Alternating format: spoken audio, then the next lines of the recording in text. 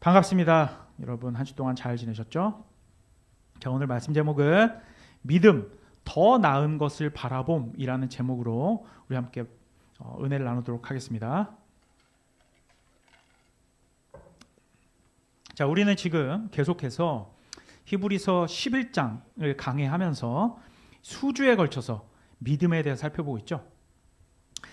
그 중에서도 우린 11장에 들어서자마자 수많은 믿음의 증인들이 있다라고 말하였고, 그리고 창세기 원역사라고 불리우는 아벨과 에녹을 거쳐서, 그리고 아브라함부터 시작되는 족장의 믿음, 족장 역사의 그런 어떤 믿음까지를 우리가 함께 살펴보았습니다. 그리고 이제 드디어 애굽에 정착한 후에 430년이 지난 시점, 즉 모세가 태어났다라고 하는 히브리서의 증언에 이제 당도하고 있는 것입니다.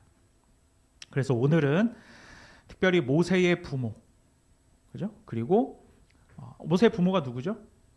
아므람과 아버지가 아므람이고 어머니가 요게벳입니다. 이 정도 알고 계세요? 그래서 아므람과 요게벳의 믿음이 어떤 믿음이었는가? 그리고 이제 모세의 믿음까지 한번 살펴보도록 하겠습니다. 자, 여러분, 모세가 태어나던 시대가 어떤 시대였죠? 이집트 시대예요. 이집트가 한창 부강했던 시기였거든요. 그래서 이때는 한창 그 이집트 그들의 국고성인 비돔과 라암셋이라는 건물을 이제 건축하고 있었습니다. 여러분 아시겠지만 우리가 피라미드를 봐도 알겠지만 어마어마하잖아요. 그 규모도 어마어마하고 그 돌들을 도대체 어디서 날랐는지 우리가 알 수가 없을 정도로. 여러분, 그러면 건축에는 정말 필요한 게 뭡니까? 건설을 할 때 필요한 거. 그러니까 중장비도 필요하고 더 중요한 건 노동력이죠. 사람이 필요하죠. 그죠? 근데 지금은 중장비로 하는 건설 그런 작업들을 그때 당시는 사람들이 직접 했을 거란 말입니다. 물론 통나무를 굴리든 도구를 썼겠지만, 자, 하필이면 이와 맞물려서 400년 이상 애굽에 머물렀던 히브리 사람들은, 그죠? 이게 요셉 때문에 이 야곱과 그의 형제들이 이제 애굽에 머무르게 됐잖아요, 그죠? 근데 그게 430년이 흘렀단 말이에요. 자, 이제 그들은 생육하고 번성하여서 인구가 폭발적으로 증가하고 있었습니다. 그때 이제 요셉을 알지 못하는 바로라고 되어 있지만 파라오죠. 파라오는 이러한 히브리인들의 폭발적인 인구 증가를 억제하고자 거의 모든 히브리인들을 이 건설 현장에 인력으로 투입했습니다. 왜 그렇습니까? 몸을 피곤하게 만들면, 그죠? 이제 아이를 만들려면 별을 따야 되지 않습니까? 하늘을 보고 별을 따야 되는데 하늘을 볼 시간이 없도록, 그리고 몸이 지치도록 그렇게 계산을 한 거죠. 하지만 이들은 강철 체력이었습니다. 그죠? 족족히 그냥 하나님께서 다 생명으로 주셨죠. 이러한 억압 속에서도 아이들은 탄생했고 인구는 계속 증가했습니다. 사실 그보다는 이들이 체력이 강철이었다, 이거보다는 하나님께서 약속하신 언약이 주의 역사로 이루어지고 있었던 것이죠. 그렇죠? 아시다시피 우리가 기억해야 되는 건 이들은 모두 약속의 자손인 12아들들로부터 이제 태어난, 그렇게 생육하게 된 언약의 백성들입니다. 그들이 몇십만 명이 됐든 12명에서 시작한 거 아닙니까? 그죠? 이제 이 약속의 백성들은 세상의 억압과 박해 속에서 결코 그냥 사라지는 일은 없는 것이죠. 그죠? 이집트 왕 파라오는 이제 급기야 이들에게 산하 제한 정책까지 쓰게 됩니다. 너무 인구가 늘어나니까 나중에 쿠데타를 일으킬 수 있다, 이거 아닙니까? 그죠? 그래서 히브리 산파들에게, 그죠? 산모가 아니라 산파들 있지 않습니까? 대략 이제 할머니 되시는 분들이 많이 받아주시죠. 그 히브리 산파들에게 여자아이면 살려두고 남자아이면 그냥 죽이라라고 하는 명령을 하게 됩니다. 여러분, 남자는 왜 남자만 죽이라고 했을까요? 남자는 씨잖아요, 그죠? 남자는 생명을 공급하는 자들이기 때문에, 그죠? 남자들만 제한하면 히브리 사람들은 만들어질 일이 없는 거죠. 그리고 이제 태어나는 히브리 아이들, 여자아이들은 이제 애굽 남자들에게 줄 생각이었겠죠. 하지만 히브리 산파들은 바로의 명령보다 누구를 더 두려워했을까요? 하나님을 더 두려워했던 사람들입니다. 두려워했다기보단 경외하는 사람들이었죠. 그렇게 출애굽기를 보면 출애굽기 1장은 산파들은 하나님을 경외하는 자들이었다라고 기록하고 있습니다. 따라서 이들은 남자아이들은 이제 살려주죠. 원래 죽여야 되는데. 그래서 바로가 왜 이렇게 했느냐라고 물었을 때 산파들은 아주 지혜롭게도 자신들이 아이를 받으러 가면 도착하기도 전에 히브리 여인들이 이미 자기 혼자 출산을 해서 아이를 안고 있더라. 어떻게 그 산모가 그렇게 하는데 아이를 그렇게 죽일 수가 있냐. 자, 그래서 이제 바로는 굉장히 이제 흔한 말로 억가를 하게 되죠. 억가, 많이 쓰는 말이죠. 요새 젊은이들이. 모든 이집트에 대놓고 히브리 남자애들은 보는 족족히 죽이라, 즉 나일강으로 던지라라는 명령을 내리게 됩니다. 그렇죠? 이러한 상황 속에서 어떤 레위 지파의 남녀에게 그들의 세 번째 아이가 탄생하게 됩니다. 그가 바로 누구예요? 모세인 것이죠. 오늘 히브리서 11장 23절 본문을 보면 그의 부모가 그가 아름다운 아이임을 보았다라고 말하고 있죠. 여기가 이제 중요해요. 그를 봤어. 낳고 보니까 아름다운 아이인 거야. 그래서 이 동일한 본문이 출애굽기 2장 2절을 보니까 그의 부모가 모세가 잘생긴 것을 보고 그를 석 달 동안 숨겼다라고 말하고 있어요. 히브리 산파들과 같이 모세의 부모도 하나님을 경외하는 자들이었으므로 바로 왕의 명령을 무서워하지 않았고 이제 아이를 숨기게 되죠. 이렇게 여러분 잘 들어보세요. 모세가 아름답고 잘생겼다라고 성경이 기록할 때 쓰여진 원어가 뭔지 아세요? 그게 바로 토브입니다. 토브. 한번 들어보셨죠? 토브. 여러분 창조 기사에서 하나님께서 세상을 창조하시고 보시기에 좋았다라고 할 때 쓰였던 그 단어가 바로 토브예요. 그런데 모세를 딱 낳고 보니까 모세가 토브하였다 이렇게 말하는 거거든요. 따라서 사실 외모가 준수한 것에도 토브하다라고 쓰여요. 그러니까 looking good 하면은 뭐 좋다 잘생겼다 이런 거 아닙니까? nice 뭐 이런 거. 그런데 사실 여기서 쓰인 토브는 그런 토브가 아닙니다. 여러분들 아무도 아멘하지 않는데 우리 하임이가 지금 아멘하고 있는 거예요. 그렇죠? 알겠죠? 여러분 여기서 지금 모세가 아름다운 아이였다, 잘생긴 아이였음을 보고 숨겼다라고 하는 것에서 그게 정말로 외모가 잘생겼다라고 한 것이냐?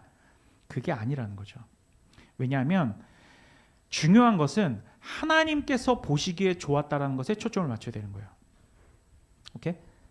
그러니까 왜냐하면 하나님은 사람을 잘생긴 사람, 못생긴 사람을 그렇게 나누어서 평가하십니까? 아니에요. 하나님께서는 뭘 보시죠? 중심을 보시는 분이에요. 그죠? 그러니까 인간을 포함한 하나님 창조의 세계에서는 하나님께서 피조물의 그 어떠함 때문에 하나님께서 토부하다라고 말씀하신 게 아니란 말이에요. 그러니까 무슨 말이냐면 우리가 어떤 경치를 보고 와 너무 아름답다. 그건 우리 육신의 눈에 아름다운 거지. 솔직히 좋죠. 너무 어떤 해외나 아니면 저도 이제 남아공에 살다 왔지만 진짜 여기서 보던 경치하고는 차원이 달라요. 갔다 와보신 분은 알 거예요. 제가 이제 독일도 갔다 왔는데 독일 사람들이 제가 이제 케이프타운 비행기 딱 끄는 걸 보고 거기서 검수하는 경찰이 와 너 파라다이스로 가는구나 이렇게 얘기했다. 그 정도라니까. 우리는 막 유럽 여행 너무 좋다고 가잖아요. 그 유럽 사람들이 자기가 꿈에 그리는 휴양지나 아니면은 관광지가 남아공 케이프타운이었다고. 그러니까 저는 거기서 좋은 경치를 많이 봤어요. 정말 대자연 같은 것들을. 그런데 우리 눈에 보기에 좋은 그런 대자연들을 하나님께서 그거 보시고서 아름답다. 그 보여지는 그 모양이 아름답다라고 하실까요? 그게 아니란 말입니다. 그게 아니에요. 하나님은 사람을 외모로 취하지 않듯이 이 자연 만물이 아름다움을 보고 즐기시는 그 정도분이 아니세요. 왜? 하나님은 무한하시잖아요. 그런 자연 경관 있는 우주는 몇 억 개, 몇 경계도 더 만드실 수 있는 분이란 말이에요. 그렇죠? 보시기에 토부했다, 보기에 토부했다라고 하는 것은 하나님이 창조하셨기 때문에 토부한 거예요. 그렇죠? 그래서 앞으로 하나님께서 이 모세를 통하여 하실 일이 토부하다라고 하는 거죠. 그렇죠? 그래서 이 아이의 부모가 아이의 토부함을 보았다, 잘생김을 보았다, 그리고 아름다움을 보고 살려주었다, 숨겼다라고 하는 것을 이제는 하나님께서 앞으로 하실 일이 아름다운 창조와 같은 일이 벌어질 것이라는 것을 복선으로 보여주고 있는 거예요. 그러니까 우리가 이걸 겉표면으로 읽으면 아이가 잘생겨서 숨겨줬구나 이렇게 생각하기 쉽잖아요. 그게 아니라는 거죠. 그렇죠? 이것이 정말 단지 외모를 말하는 것이라면 반대로 만약에 모세가 좀 얼굴이 못난 아이로 태어났어. 그럼 그냥 죽였다는 겁니까? 그게 아니라는 얘기죠. 그 모세를 살려준 부모의 그 전제가 아이가 잘생겼기 때문이 아니에요. 거기에서 하나님의 역사를 본 겁니다. 창조 때와 같은 그런 토부의 역사를 그에게서 본 거예요. 하나님께서 일하실 것이다. 창조와 같이 놀라운 일을 이루실, 즉 구원의 역사를 이루실 것을 이 부모는 믿음으로 바라봤다는 겁니다. 이게 너무 논리적 비약이 아닙니까? 말씀하실 수 있겠지만 히브리서는 지금 그걸 말하고 있는 거예요. 지금 먼저 전제로 한 건 믿음으로란 말이에요. 믿음으로 이 아이의 부모는 그가 아름다운 것을 보고 숨겼다. 아니 믿음하고 애가 잘생겨서 숨겼다라는 거고 뭔 의미예요 그게? 그게 아니라는 거죠. 오케이? 결국 모세의 부모는 모세에게서 하나님의 구원을 본 것입니다. 이 말이 정말로 논리의 비약이라고 생각된다면 이제 우리 오늘 본문 다음 구절 24절 25절 볼게요. 다시 한번 봅시다. 24절 25절 함께 읽습니다. 24절부터 시작. 믿음으로 모세는 장성하여 바로의 공주의 아들이라 칭함받기를 거절하고 도리어 하나님의 백성과 함께 고난받기를 잠시 죄악의 낙을 누리는 것보다 더 좋아하고. 자, 이제 모세로 다시 갈게요. 모세는 이제 더 이상 숨겨질 수가 없죠. 이제 부모가 지금 이제 한 90일 된 아이를 이제 안고 있는 거예요. 그래서 이런 90일밖에 안 된 갓난 아이를 갈대 상자에 띄워서 나일강 갈대 사이에 두어지게 되는데, 왜냐하면 이제 더 이상 숨길 수가 없잖아요. 죽게 된단 말이에요. 그런데 그 나일 강가에 나온 바로의 딸이 하필 이 상자를 보게 되고 이제 그 시녀들이 이 상자를 건지게 됩니다. 이것을 그의 누이, 모세의 이제 누나죠. 어느 정도 큰 어린 아이였던 이 미리암이 바로의 딸에게 접근하여 이 아이에게 젖을 먹일 유모를 구해다 드릴까요? 그죠? 이렇게 해서 그 유모를 소개해 주게 되는데 그 유모가 누구예요? 바로 자신과 모세의 어머니 요게벳인 것이죠. 기가 막힌 거예요. 이게 어떻게 보면 이런 말씀 죄송합니다. 우리 그 영화 중에 기생충 있지 않습니까? 가족들이 죄다 이제 왕궁으로 들어가 살게 되는 거죠. 그죠? 아무것도 뭐 이렇게 자기들이 이제 지출한 것 없이 그냥 왕궁에 들어가게 됐단 말입니다. 어찌 됐든 이렇게 바로에게 죽임을 당할 뻔한 모세는 유모이면서 친모인 요게벳의 모유를 먹으며 또한 자, 한번 생각해 보세요. 아이가 다 장성할 때까지 친어머인 요게벳이 키웠을 거란 말이에요. 그럼 요게벳이 어떤 사람이에요? 히브리인이란 말이에요. 뿐만 아니라 레위인이에요. 그죠? 이 레위인 어머니인 요게벳의 신앙 교육을 받았겠죠. 그리고 정체성에 대해서 교육을 받으며 애굽의 왕궁에서 안전하게 자라게 됩니다. 그러니까 겉은 이집트 왕자이지만 그 내면은 완전한 히브리 정체성을 가지고 청년으로 성장하게 되는 거죠. 내가 누구며 난 어디서 왔고 내가 앞으로 어떤 일을 해야 되며, 그죠? 그리고 지금 우리 민족이 어떻게 되어 있고 난 어떤 약속을 가지고 있는지 알고 있단 말이에요. 요게벳한테 교육을 받았다고. 그래서 핍박과 억압 속에 있었던 히브리인들이 자신의 동족이다라는 것을 아주 잘 깨닫고 있었습니다. 사실 본인이 히브리인임을 거절하고 아니야 나 히브리인 아니야, 나 우리 어머니 애굽의 딸이야, 나는 이집트 왕자야, 우리 외할아버지가 바라오야, 이렇게 말하는 거잖아. 그지? 원래는 그렇게 말해도 된단 말이에요. 그런데 그것을 거절하고 내가 애굽의 왕자로서 호화롭게 살 수 있음을 거절하고, 그리고 바로의 딸이 표면상은 자신의 어머니이긴 했지만 본질상 어머니인 요게벳의 신앙 교육으로 나는 하나님의 언약 백성이라는 정체성을 늘 가지고 있었던 것이죠. 요셉이 누구고 야곱이 누구며 우리 조상 아브라함이 누구고 이걸 교육을 다 받았어요. 즉 결론 이겁니다. 모세는 이집트 왕궁에서 자라면서 히브리인의 정체성과 뭘 가지고 있었겠습니까? 뭘 가지고 있겠어요? 지금 이 히브리서 11장이 무슨 장이에요? 믿음을 가지고 있는 거죠. 그래서 오늘 본문은 그가 이집트 왕자로서의 정체성을 그러니까 거절한 근거가 어디에 있다고 말하는 겁니까? 믿음에 있는 거예요. 그는 믿음 때문에 자신이 이집트 왕자 되기를 거절하였다. 그게 마치 우리 왜 옛날에 디즈니 만화 보면은 이집트 왕자 그런 거 보잖아. 거기에서는 어떻게 그리냐면 자기의 민족성. 나는 원래 뿌리가 이거기 때문에 내 민족성 때문에 애국심 때문에 끓는 피 때문에 그 핍박받는 백성을 데리고 자기가 나온 거다. 이렇게 그리고 있거든. 근데 그게 아니란 말이에요. 성경은 그렇게 말하고 있지 않아요. 그가 뭐 때문에 자기의 백성들을 위하여서 자기가 고난받는 삶을 택합니까? 뭐 때문에? 믿음 때문에. 그게 히브리서의 증언이란 말입니다. 그죠? 자신이 애굽에서 살아가는 그 육신적인 안락함과 즐거움이 죄악이라는 것을 알고 있었어요. 그걸 배운 거란 말입니다. 그가 애굽인임을 포기하는 순간부터 이제 극한의 고생길이 열리게 되는 것입니다. 그런데 그러한 고난은 이제 26절은 이렇게 표현하고 있습니다. 이게 중요해요. 26절도 다 함께 읽어보겠습니다. 시작.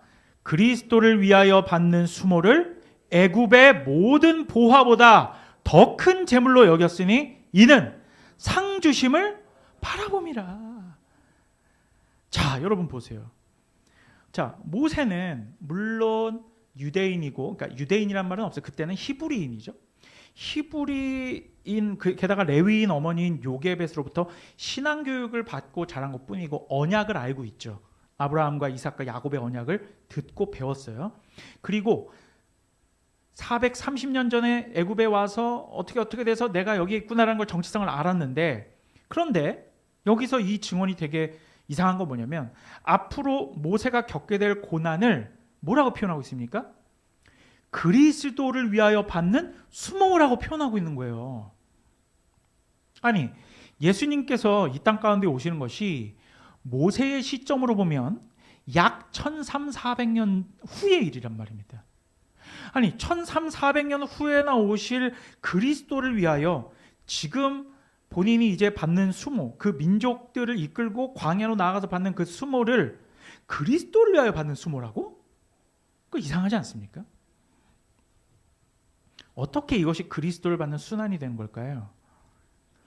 자, 그럼 질문을 하나 더 합시다. 과연 그럼 모세는 우리가 지금 예수님을 믿는 걸 우리가 뭘 받아들였다고 얘기합니까? 우리가 뭘 믿었다고 그래요? 뭘 전해야 돼, 우리가? 복음을 전해야지. 그러면 모세도 복음을 알고 있었단 얘기입니까? 알고 있었을까요? 당연히 알고 있죠. 여러분, 우리 뭘 공부했습니까? 알고 있죠. 자, 먼저 한번 얘기해 봅시다. 지금 우리가 성경을 펴자마자 읽는 창세기, 출애굽기, 레위기, 민수기, 신명기 누가 썼습니까? 모세가 썼잖아요. 여러분, 창세기 3장 15절 뭐예요? 여자의 후손이 뱀의 머리를 상하게 할 것이다. 여자의 후손, 단수로 쓰여졌죠.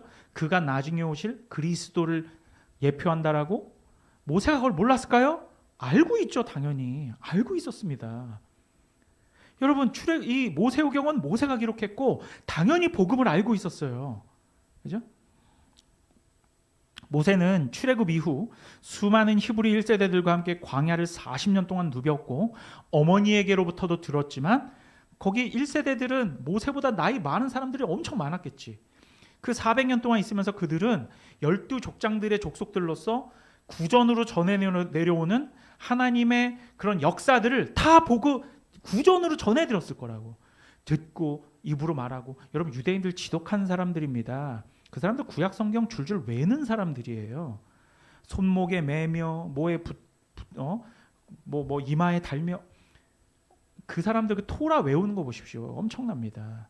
자신들의 그 정체성에 대해서는 정말 기가 막힌 사람들이에요. 지독한 사람들이란 말이에요. 그걸 모세가 그 광야로 나가서 40년 동안 그 1세대들과 함께 그 원역사로부터 창세기부터 신명기까지 기록하는 그 내용들을 받은 겁니다. 물론 하나님께 직접 계시도 받죠. 시내산에서. 그죠? 그리고 무엇보다 장차 하나님께서 보내실 자신보다 뛰어난 선지자를 세우실 것이라는 것을 알고 있었어요? 몰랐어요? 알고 있었습니다. 그런데 복음을 몰랐다고? 아니요. 모세는, 우리는 오신 그리스도를 믿는 거지만 모세는 어떤 그리스도를 바라본 거예요? 오실 그리스도를 바라본 거예요. 뭘로? 믿음으로. 신명기 18장 15절 함께 읽습니다. 띄워진 거 읽으세요. 시작. 내 하나님 여호와께서 너희 가운데 내 형제 중에서 너를 위하여 나와 같은 선지자 하나를 일으키시리니 너희는 그의 말을 들을지니라. 그게 누굽니까? 나와 같은 선지자. 예수, 나중에 이제 예수 아닙니까? 그러니까 요한복음 6장을 보면 예수님께서 물고기와 보리떡으로 5천 명을 먹이신 그 역사 이후에 저가 우리가 기다리는 그 선지자냐? 이렇게 물어보잖아요, 유대인들이. 이들은 계속 그 선지자를 이 모세의 이 글을 보고 기다려왔다라는 거죠. 그리고 모세는 앞으로 하나님께서, 그러니까 기름 부음 받은 자 메시아를 보내실 것이라는 것을 이미 바라보고 있었단 말입니다. 따라서 모세는 오실 그리스도를 믿음으로 바라보고 오실 그리스도를 위하여 자기가 애굽인됨, 그리고 애굽의 이집트 왕자됨을 포기하고 뭘 선택했습니까? 수모당함, 고난당함을 선택했다라는 것입니다. 그러면 이미 예수님이 오시기도 전에 한 1300~400년 전에 그는 복음을 알고 복음을 위하여서 내 삶의 이익들, 내가 이 삶을 살면서 취해야 될 것들을 버렸다라는 것을 의미하는 것이죠. 아까 말씀드렸다시피 모세가 가진 정신은 오늘날 현대인들이 가지고 있는 민족의 독립과 같은 어떤 민족성이나 애굽심과는 전혀 상관이 없는 것입니다. 착각하시면 안 됩니다, 여러분. 이들이 민족이 정말 의미가 있으려면, 민족이 의미가 있는 것은 오직 하나님의 택하심과 언약의 근거가 있기 때문이에요. 그게 중요한 겁니다. 내가 같은 핏줄이고 한민족이고 유대민족이고 그게 의미가 아무것도 없어요. 하나님께서 택하신 민족, 하나님께서 약속하신 족속이기 때문에 우리 민족이 의미가 있는 거지, 하나님 약속이 없는데 무슨 의미가 있습니까? 하나님 앞에 대항받게 하지 않아요. 여러분, 민족들이 뭉쳐져서 우리 한번 잘 살아보자 하면 뭘 세워요? 바벨탑 세운다니까요. 하나님을 대적하게 되어 있습니다.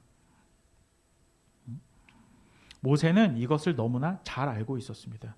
오히려 모세는 모세가 백성들을 사랑한다라고, 솔직히 모세가 사랑했겠습니까? 이 히브리인들을? 아니라니까요. 모세는요, 이 백성들 때문에 뒷목 잡고 쓰러질 뻔한 적이 한두 번이 아닙니다. 진짜 나랑 같은 핏줄이지만 정말 이렇게 더러운 인간들이다라는 것을 너무도 많이 푸념하면서, 여러분 우리 모세오경에 기록되어 있잖아요. 한번 찾아볼까요? 신명기 9장 6절에서 8절입니다. 이제 이 후세대들에게 이렇게 얘기한다니까요. 모세가 9장 6절에서 8절 함께 읽습니다. 시작. 그러므로 내가 알 것은, 여러분 읽으세요. 내 하나님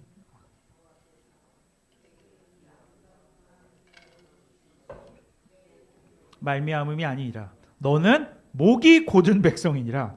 너는 광야에서 내 하나님 여호와를 경노하게 하던 일을 잊지 말고 기억하라. 네가 애굽 땅에서 나오던 날부터 이곳에 이르기까지 늘 여호와를 거역하였으되 호렙산에서 너희가 여호와를 경노하게 하였으므로 여호와께서 진노하사 너희를 멸하라 하셨느니라. 얼마나 화가 많이 났으면 모세가 히브리인들을 사랑했겠습니까? 자기 족속이지만 정말 뒷목 잡을 뻔한 일이 한두 번이 아니에요. 이 시내산에서의 일뿐만이 아닙니다. 여러분, 마라의 쓴물 사건부터 시작해서 가데스 바네아에서 12정탐꾼 사건, 하여튼 이루 말할 수 없는, 그죠? 정말 답답하고 정말 이루 말할 수 없는 야비한 족속이 바로 히브리인들이란 말이에요. 그래서 모세는 이들이 그냥 핏줄이기 때문에 어쩔 수 없이 자기 민족을 사랑한 것은 아닙니다. 물론 모세는 이 민족을 사랑했죠. 무엇 때문에 사랑했을까요? 하나님의 언약 때문이에요. 꼭 기억하십시오, 여러분. 우리가 살아가는 이유, 주의 약속 때문이에요. 하나님의 언약 때문입니다. 예수 그리스도는 우리 약속의 성취니까요.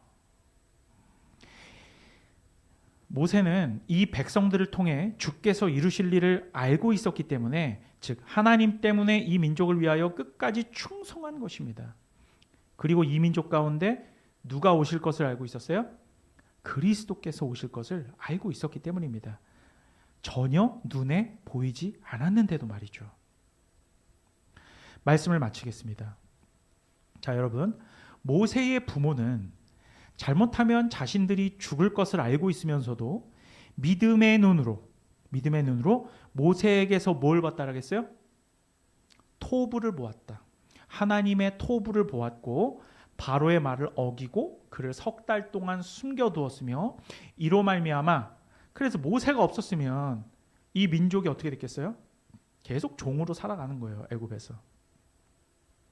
하나님의 구원의 역사를 이루어갈 수가 있었던 거예요. 사실 되짚어보면 다 하나님의 사람들의 믿음 때문이었던 거야. 모세의 부모가 믿음으로 죽을 것을 알면서도 이 아이의 얼굴을 보니 하나님께서 이를 통해 구원하시겠구나라고 하는 하나님의 토부를 보았고 그를 나일강가에 띄우게 되죠. 그리고서 이제 역사가 일어난 거죠. 그리고 그렇게 애굽의 왕궁에서 자라난 모세는 자신이 애굽의 왕궁에서 자라면서도 자기의 민족을 구원하실, 그리고 장차 오실 그리스도를 믿음으로 바라보았으며 기꺼이 이스라엘과 함께 고난받기를 선택한 거죠. 그래서 모세가 그런 고난받기를 선택한 것은 그러니까 단지 그냥 사람 죽였다가 들켰으니까가 아니라니까. 그 모든 흐름이 다 하나님의 섭리와 하나님의 계획이 이루어져 가는 거예요. 그리고서 모세가 그렇게 애굽인을 죽였잖아요. 그렇죠? 그것이 자신의 민족성 때문이 아니라고. 혹은 그가 그렇게 해서 내가 쫓겨고 도망 다니다가 결국 내 민족을 끌고 나오는 그 엄청난 고난의 역사를 즐기는 사람이기 때문이 아닙니다. 그렇죠? 그가 하나님 앞에 부르심을 받고 그가 장차 믿음으로 뭘 바라봤기 때문입니까? 오늘 본문 마지막에 보면, 오늘 본문 마지막 보세요. 하늘의 재물을 바라보았기 때문입니다. 애굽에서의 보화보다 더 나은 재물을 바라보았기 때문이에요. 그것은 이 세상 재물의 개념이 아니죠. 하나님께서 장차 주실 구원의 약속을 통한 영원한 생명을 믿음으로 바라본 것입니다. 이 세상에서 누리는 애굽의 보화를 취하기를 거부하였습니다. 육신의 정욕을 위해 사는 것을 죄악으로 보았기 때문이에요. 여러분은 어떻습니까? 자, 여러분은 어떻습니까? 믿음의 눈으로 하나님의 토부를 바라보고 여러분 기꺼이 위험을 감수하시겠습니까? 제가 늘 말씀드리는 대로 여러분, 신앙이라는 것은 우리 머릿속 관념이 아니라 삶 속에서 살아내는 실전입니다. 그래서 신앙은 실전이라고 말씀드렸죠. 신앙을 자꾸 머릿속에서 관념으로 생각하지 마십시오. 내가 머릿속으로 생각하고 마음으로 믿으면 되지. 근데 삶과 내 행동은 전혀 믿는 사람이 아닌데, 야고보서는 그런 믿음을 어떤 믿음이라고 말합니까? 죽은 믿음이라고 말해요. 너희가 바울이 아무리 믿음으로만 구원을 받는다, 율법을 행함이 아니니라라고 한다고 해서 너희 삶 속에서 아예 율법을 따르는 행위, 즉 하나님께 순종하는 행위가 없어도 된다라고 생각하느냐? 그것은 착각이지 하고 말하는 것이 야고보서인 거죠. 여러분, 신앙은 실전입니다. 저는 우리 필라델피아 성도들에게 때로 이렇게 도전하고 이렇게 세상을 선택하지 말라고 종용하는 것이 여러분들이 고행의 삶을 원하기 때문이 아닙니다. 누가 고행의 삶을 살기 원해요? 그럼 저는 고행의 삶을 삽니까? 그렇지 않다니까요. 다만 그리스도를 위해서 자발적으로 겪게 되는 고난의 삶을 살기를 선택하라는 것입니다. 그게 고행이 아니라니까요. 왜냐하면 그래야 진짜 하늘의 보화를 얻기 때문입니다. 여러분, 행복하기 위해 살죠. 행복하고 싶지 않아요. 저도 행복하고 싶어요. 행복하기 위해 산다니까. 그런데 성경은 우리 자꾸 괴롭히고 쥐어 짜가지고 괴롭게 만든 다음에 겨우 천국이나 보내주는 그런 이상한 기독교로 만들지 말라고. 성경은 우리에게 진짜 행복의 길을 가르쳐 주는 거예요. 여러분, 진짜 존재론적 행복은 그리스도 안에만 있기 때문입니다. 이게 진짜예요. 저도 세상에서 저도 직장 생활할 때 돈 많이 벌어보고 싶었고 실제로 그러한 기회들이 여러 번 있었고 또한 그러한 위치와 방향성 가운데 있었어요. 참고로 제가 이제 물론 건설회사 쪽에 있었지만 제가 했던 담당 부서는 에스코팀이었어요. 에너지 부서였다고. 지금 어떻습니까, 여러분? 지금 전기차 엄청 나오죠. 제가 했던 일이 에너지 절감 시스템을 만들고 그걸 영업하는 일이었단 말이에요. 그거를 지금 10여 년 동안 제가 해왔다면 지금 제가 어떻게 있었겠습니까? 그런데 하나님께서 그 길이 아니라고 저를 빼오셨다니까요. 여러분, 그러니까 제가 물론 이 길까지 가기에는 정말 여러 고초들과 선택들이 있었지만 결국 뒤돌아보니 하나님께서 내가 뭘 이렇게 뭐 결단이 이순신 장군 같은 결단을 내려서 뭐 그래서 선택해서 뭐 멋진 그런 선택을 해서 온 길이 아니라 이런 바보 같고 찌질한 나를 하나님께서 주의 주권대로 섭리로 끌어오셔서 나를 목사 만드셨구나.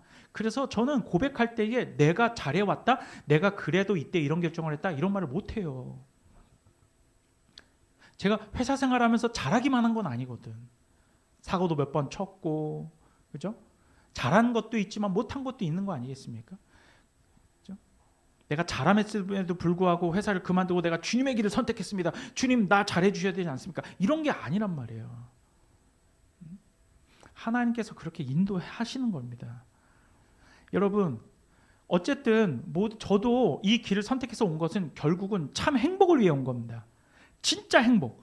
그런데 그때 제가 이제 신학 공부를 하면서 뭘 깨달았냐면 진짜 존재론적 행복은 그리스도 안에 있는 게 맞구나. 그리스도를 벗어나면 궁극적인 행복은 멀어지는 겁니다. 내가 아무리 잘 된다 할지라도요. 내가 세상적으로 잘 되고 주님 믿으면 되지, 이런 논리와 이런 수식은 없어요, 기독교에서. 그거는 대단히 세상적이고 하늘에는 없는 공식입니다. 근데 인간적으로 계속 그런 걸 원한다니까, 우리들은. 여러분, 일시적이고 세상적인 행복이 있을 수 있죠. 그게 모든 세상 사람들이 살아가는 방식입니다. 그런데 그것은 그리스도를 떠나서도 얼마든지 누릴 수 있어요. 얼마든지 누릴 수 있다니까. 하지만 그것은 잠깐입니다, 여러분. 잠깐이에요. 뭐냐? 줄기가 잘린 장미꽃을 보십시오. 잘리자마자 얼마나 신선합니까? 싱그럽단 말이에요. 꽃잎이 아직까지 파릇파릇하고. 그런데 점점 어떻게 될까요? 점점 말라가는 겁니다. 제가 줄기가 잘랐다고 말씀드리는 부분은 사람이 참 사람으로서 받아야 될 공급의 뿌리는 예수 그리스도로부터 오는 영적 양분을 받아야 되는데 거기로부터 끊어지는 것은 세상으로 완전히 귀의하겠다라는 거거든. 그런데 그렇게 되면 처음에는 그냥 그대로 신선하죠. 싱그럽고. 하지만 점점 말라가는 겁니다. 그러다 결국 어떻게 될까요? 바사삭 부서져서 가루가 되는 겁니다. 꼭 기억하십시오, 여러분. 여러분, 우리 믿음으로 주만 바라보고 사는 것이 가장 값지고 가치 있는 거예요. 찌질하다고 생각하지 마시라고. 저도 제 삶의 뒤안길 돌아보면 찌질한 적이 한두 번이 아니거든요. 그런데 하나님께서는 저의 친구가 되어주시는 하나님은 이렇게 말씀하신다고. 그게 정도야. 그게 바른 길이야. 너가 이상하고 찌질한 길로 온 게 아니라 그게 바른 길이었어 라는 것을 늘 되뇌어 주신단 말입니다. 여러분 꼭 기억하십시오. 그리스도 안에 있으면 여러분은 정도를 가는 거예요. 꼭 기억하십시오. 그래서 우리 여러분 믿음으로 주만 바라보십시다. 모세의 부모처럼, 그리고 모세처럼 주님만 바라보고 가다 보면 주님께서 진짜 행복의 길로 인도하신다니까요. 저 행복하고 싶어요. 너무 행복하게 살고 싶다니까. 지금 글로 가잖아요. 지금 부탁드립니다. 주님의 이름으로 정말 부탁드립니다. 여러분, 명백히 세상의 그 어떤 것보다 더 나은 삶입니다. 오늘 보았던 이 모세의 부모 아므람과 요게벳처럼, 그리고 모세처럼 믿음으로 이 세상에서 손해 볼지라도, 잘 안 되고 쓰러질지라도 주님만 내가 바라보고 있으면 괜찮다라는 그 굳건한 믿음을 가지고 살아가는 저와 여러분 되기를 주님의 이름으로 축원합니다.